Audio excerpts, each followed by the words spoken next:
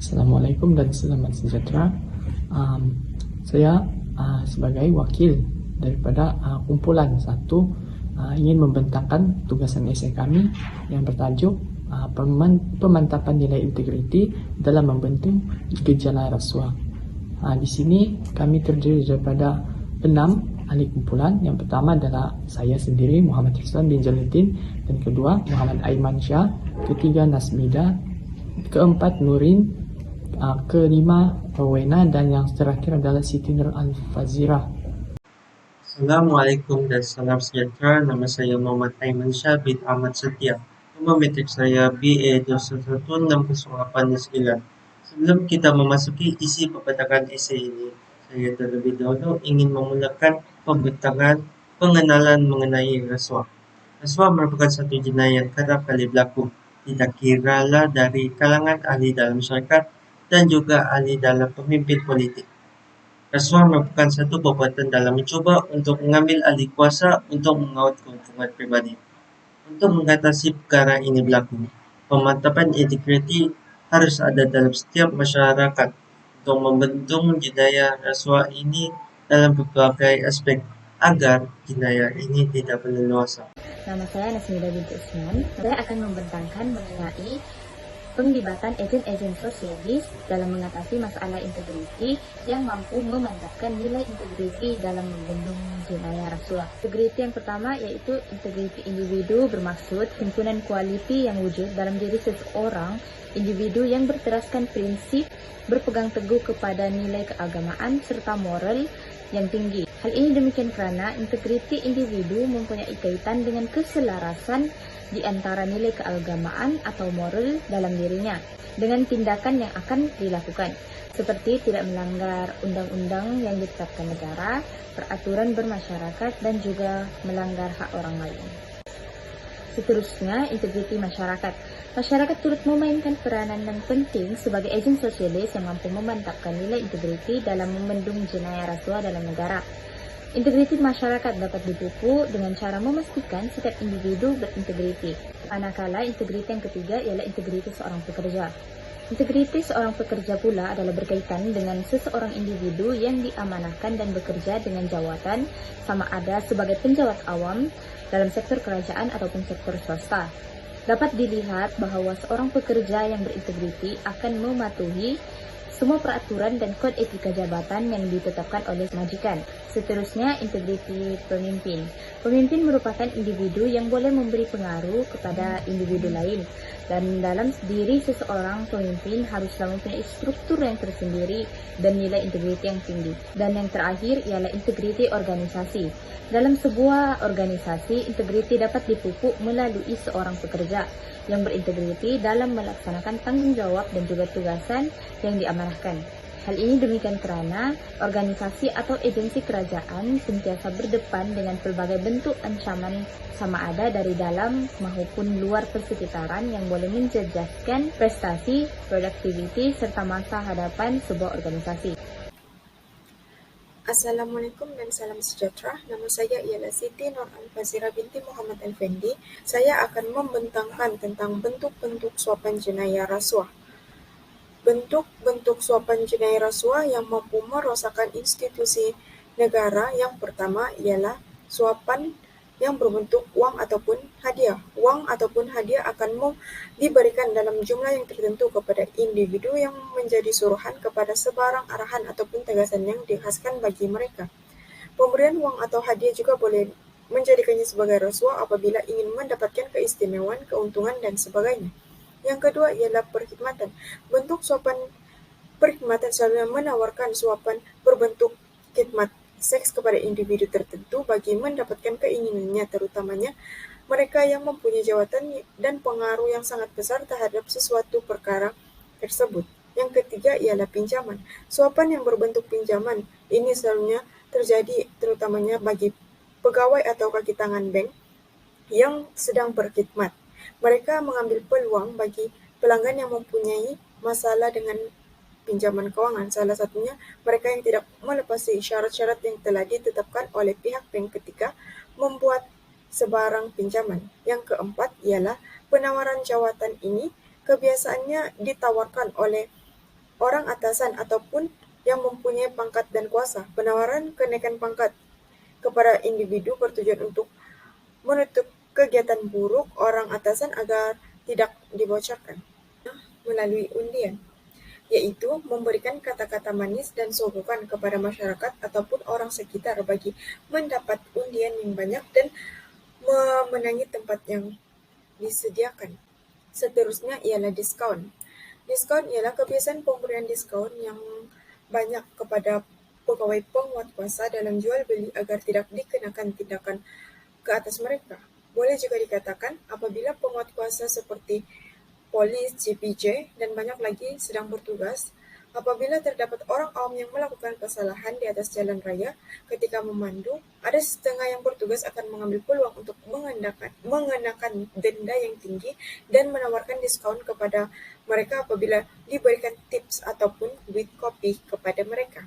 Seterusnya ialah bonus. Memberikan bonus yang banyak bertujuan untuk memberi semangat kepada yang telah menyiapkan tugasan dengan cepat walaupun perkara tersebut salah kerana boleh memudaratkan orang lain. Dan yang terakhir ialah bentuk sopan rasuah dari segi upah. Pemberian upah terhadap sesuatu pekerja akan menjadi lebih lancar dan berjalan ketika habuan yang diterima telah berada di depan mata mereka.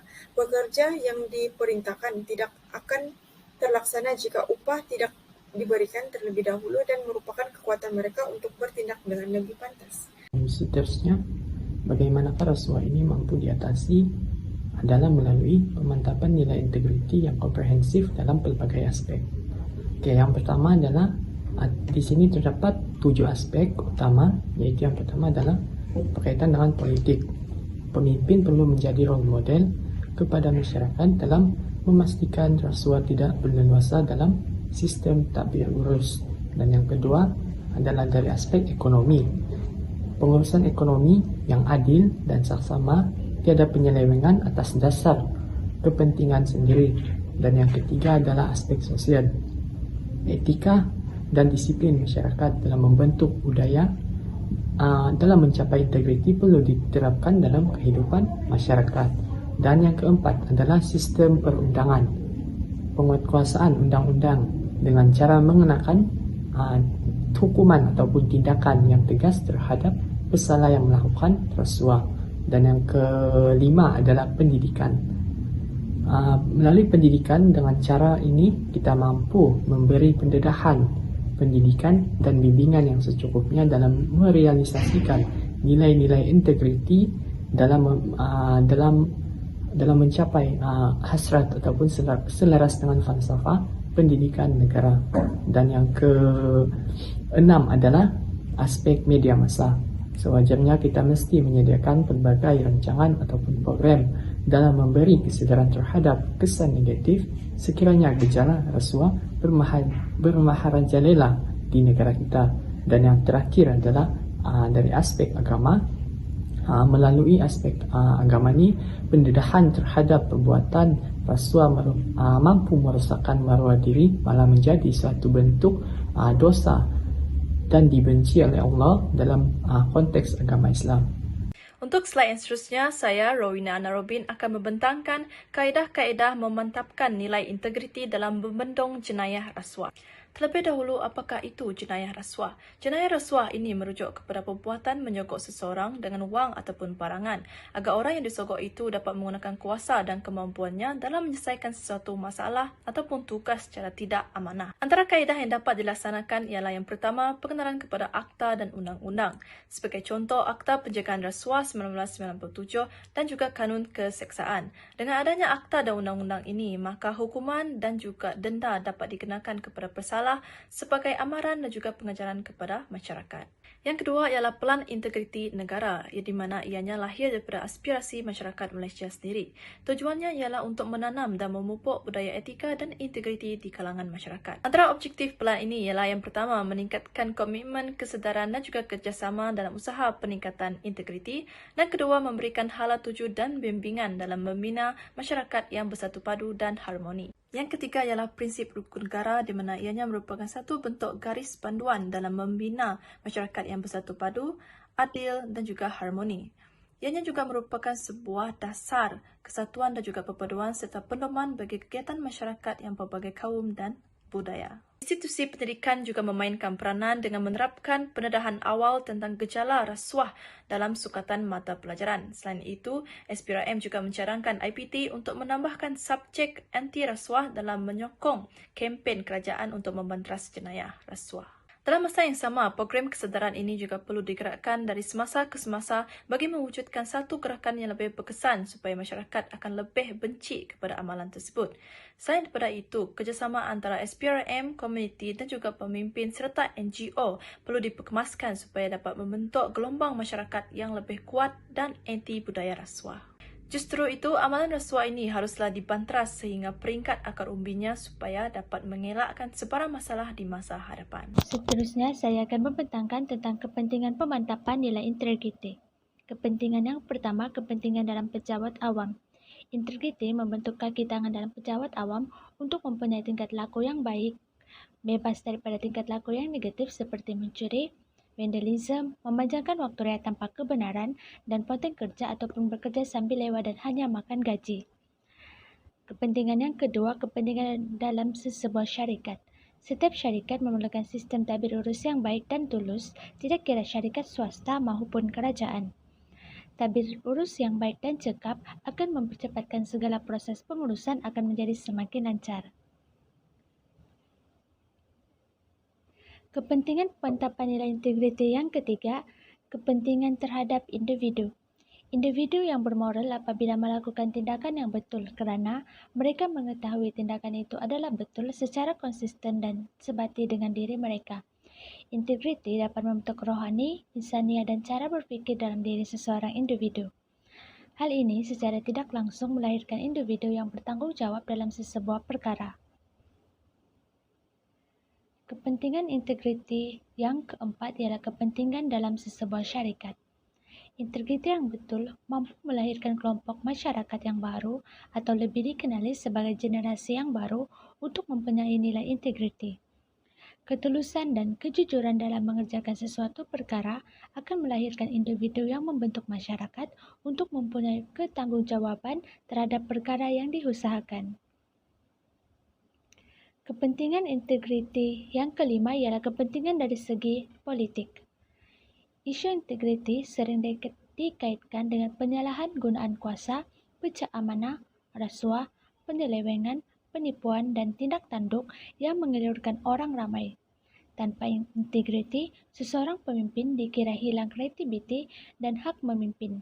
Dalam bahasa yang mudah, integriti dalam konteks kepimpinan membawa arti pemimpin yang amanah, tulus, dan jujur. Sekian, terima kasih. Kesimpulannya, rasuah ini merupakan satu jenayah yang besar, yaitu memperolehi harta dan kedudukan sesuatu dalam jawatan itu dengan cara yang salah untuk kepentingan pribadi. Kegiatan rasuah ini juga dapat merosakkan kehidupan seseorang itu, keluarga, syarikat dan juga imej dalam negara.